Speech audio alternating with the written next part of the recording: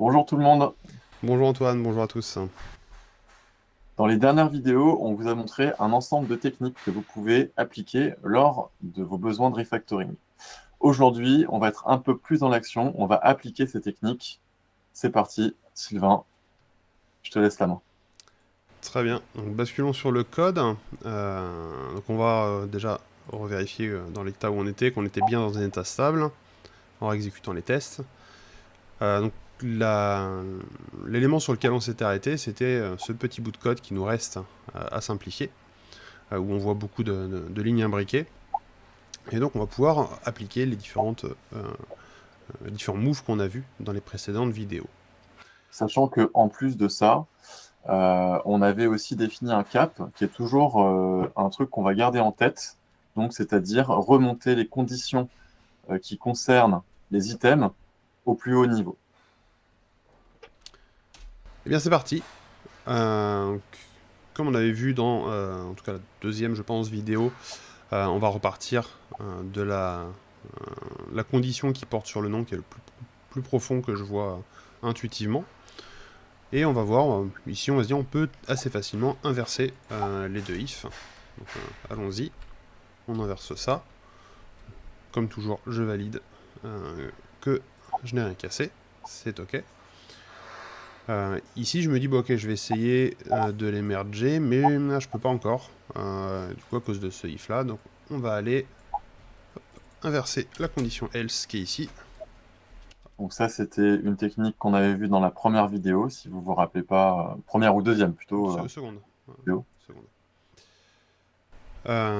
Et donc maintenant, on va pouvoir merger ces deux if imbriqués. Donc là, à nouveau, moi j'utilise ma fonctionnalité de mon IDE, mais on pourrait très bien le faire manuellement. Donc en venant combiner les deux actions ici.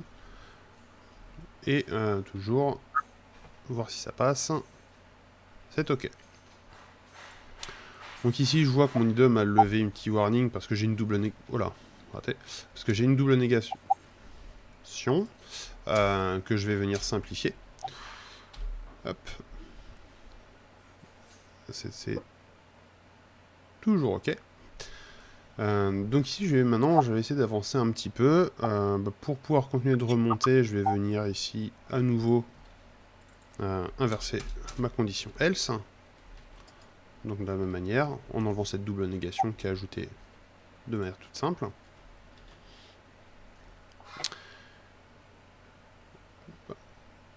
Ici c'est ok. Et donc pour continuer d'essayer de merger ici, en fait vu que j'ai mes deux if qui sont à l'intérieur, je vais essayer de voir comment je peux les séparer un petit peu ces trucs là.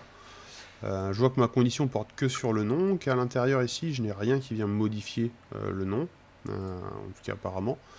Si je me trompais dans mon hypothèse, de toute façon mes tests me montreraient que j'avais tort. Et donc je vais venir distribuer en fait les différentes parties de ce if dans deux blocs un peu distincts en venant dupliquer la condition. Je me réexécute. C'est toujours ok. Occupons-nous du premier bloc. Donc, le premier ici, je vais à nouveau pouvoir venir merger mes if imbriqués. Merge nested if, c'est ici. Et on est toujours au vert. Très bien, très bien. Et là, en fait, en faisant ça, je me dis que cette partie-là, elle me rappelle quelque chose. On a déjà vu ça dans les vidéos. Juste ce petit bout de code avec les trois conditions sur le nom qui sont toutes en négation. Et en fait, si je descends un petit peu dans mon code, c'est lors de la troisième vidéo, si je ne me trompe pas, ou quatrième, j'ai un doute. C'est la condition qu'on avait extraite dans une fonction pour donner du sens métier à notre code.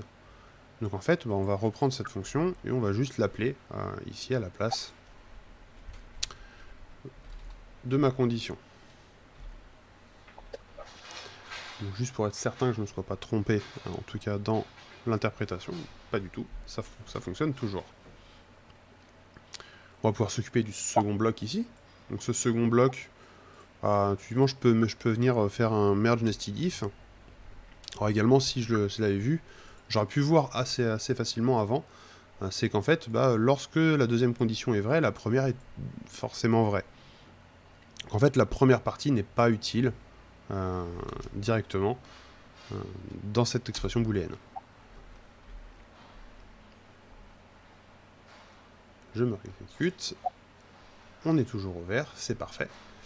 Et de la même façon que tout à l'heure, je suis venu distribuer deux différentes parties de mon bloc avec ma condition, je vais faire la même chose ici, avec cette condition item.setIn inférieur ou égal à 0, puisqu'en fait, à l'intérieur, rien ne vient modifier cette propriété setIn. Eh bien, allons-y. On va découper tout ça, le distribuer en 3 blocs séparés. Je revalide que mon hypothèse, en tout cas sur le contenu, que le setIn n'était jamais modifié, était bonne. A priori, oui. Donc je vais pouvoir venir m'occuper des 3 blocs indépendamment. Le premier ici, je peux venir inverser mes deux conditions if, assez facilement. Donc là, dans cette première partie, dans ce premier bloc if, je me retrouve enfin avec ma condition qui porte sur le nom en plus haut niveau. Je vais pouvoir faire la même chose sur cette seconde partie, pour me retrouver à nouveau avec la condition qui porte sur le nom qui soit au plus haut niveau. Et enfin, la même chose sur cette dernière partie. Donc là, tant que les tests se réexécutent, voilà, c'est vert, on a bien toutes les conditions qui sont ici, qui portent sur la propriété du nom, et ces conditions qui portent sur les propriétés de nom ne sont plus imbriquées à l'intérieur de if assez compliqué à lire.